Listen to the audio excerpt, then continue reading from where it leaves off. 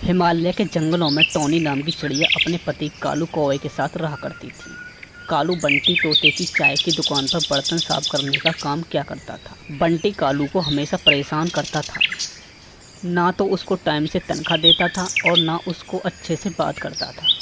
Tony Kalu को हमेशा बोला करती थी, जब तुम्हारा सेठ तुम्हारे साथ अच्छा व्यापार नहीं करता तो तुम उसके यहाँ काम करते ही क्यों हो? तुम उसके यहाँ से काम छोड़ क्यों नहीं देते? कालू टॉनी से बोलता था कि टॉनी, अगर मैंने काम छोड़ दिया तो नया काम मिलना बहुत मुश्किल हो जाएगा। आजकल वैसे भी नया काम आसानी से नहीं मिलता, इसलिए जैसे चल रहा है वैसे ही चलने दो।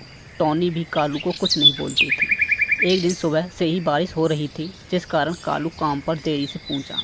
कालू को देरी से पूछने पर बंटी उस पर बहुत गुस्सा होता है और उसको बहुत बुरा भला भी बोलता है। कालू सब कुछ चुपचाप सुनता रहता है। बंटी बोलता है, एक तो वैसे ही कम काम चल रहा है, ऊपर से तुम जैसों को झेलो। कालू बोलता है, मालिक, बारिश बहुत तेज़ थी इसलिए मुझे देरी हो गई, आगे से ऐसा कुछ नहीं होगा। बंटी बोलता है, आगे से ऐसा तब होगा ना जब तू काम पर आएगा। आज के बाद तू मेरी दुकान पर झांकना भी मत। मुझे अब तेरी कोई ज़रूरत नहीं है। ले अपने पैसे और निकल जाए यहाँ से। बंटी कालू के मुंह पर पैसे मारता है। कालू उदास मन से अपने घर आ जाता है। टॉनी कालू से पूछती है कि क्या हुआ कालू जी, तुम इतने जल्दी घर वापस कैसे आ गए? तुम्हारी तबीयत तो ठीक है? कालू टॉनी से बोलता है, हाँ टॉनी, मैं ठीक हूँ। आज मैं काम पर देरी से पहुँचा तो मालिक ने मुझे काम से निकाल दिया। टॉनी बोलती है, कोई बात नहीं कालू जी, वैसे भी वह तुमको हमेशा परेशान ही करता था और ना ही वह तुमको समय से पैसे देता था। तुम अब कोई और काम देख लेना, उदास क्यों होते हो? कालू बोलता है, टॉनी, इतनी जल्दी काम मिलना बहुत मुश्किल है।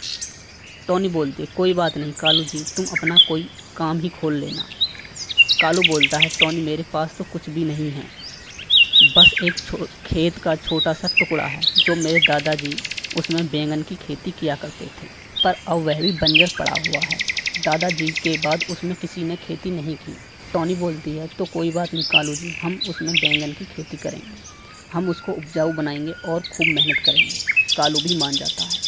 अगले दिन दोनों अपने खेत पर आ जाते हैं और उसमें से सारी घास और पत्थर निकाल देते हैं और उसमें पानी लगा देते हैं। कालू बाज़ार से बैंगन के बीज ले आता है और उसमें उस खेत में लगा देता है।